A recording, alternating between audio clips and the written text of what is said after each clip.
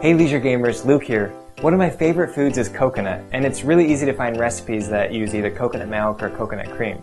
But today we also wanted to show you another variation on the Mirepoix, which if you remember from last time, that's the carrots, onions, and celery. So today what we're going to make is a coconut Cajun chicken, and this is a fusion of both Cajun and Thai flavors, and then we're going to serve it over some rice. This recipe is really unique, and we doubt it you'll be able to find it anywhere else, but we hope you enjoy it, and let's get started.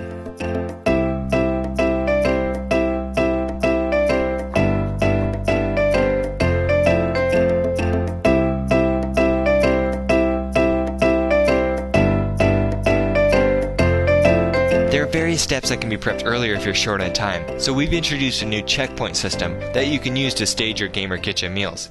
I can't tell you how convenient it is to have a bunch of cooked Mirepoix refrigerated so I can just whip up a different meal each night.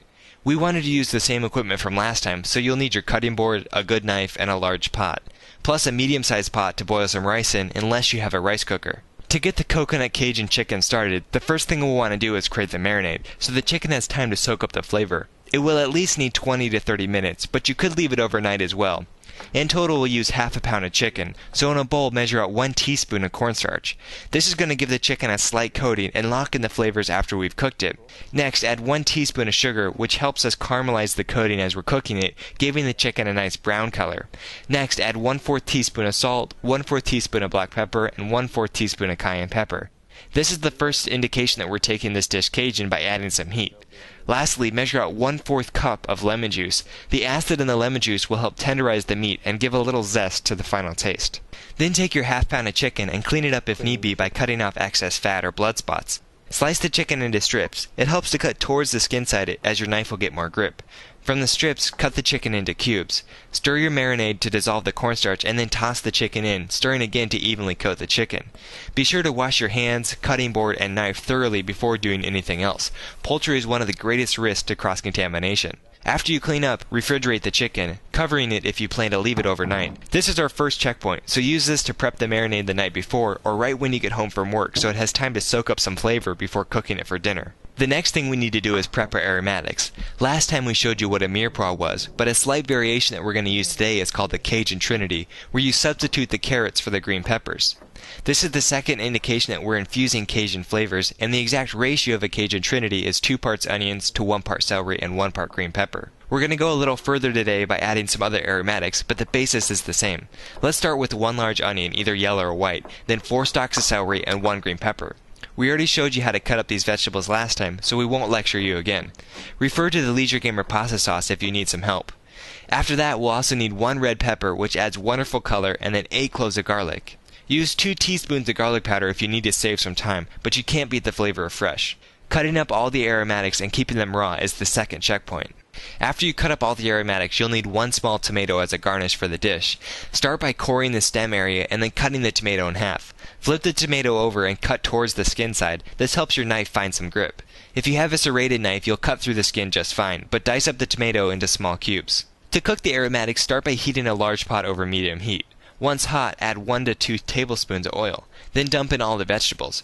Gradually raise the heat if you need to, but don't go over medium-high. Cook until the onions have begun to sweat and the celery softens.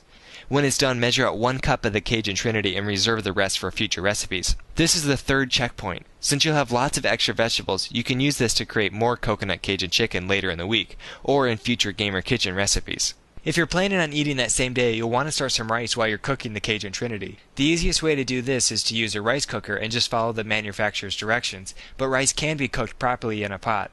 The standard recipe is 1 cup rice to 1½ to 1¾ cups of water. Generally, the longer the grain of rice, the more water it will need, and also more water makes the rice softer. Every variety is different, so you'll just need to experiment, but you're also encouraged to wash your rice beforehand. We'll go into more detail about rice in future episodes. I used a long grain rice, so I used 1 3/4 cups of water.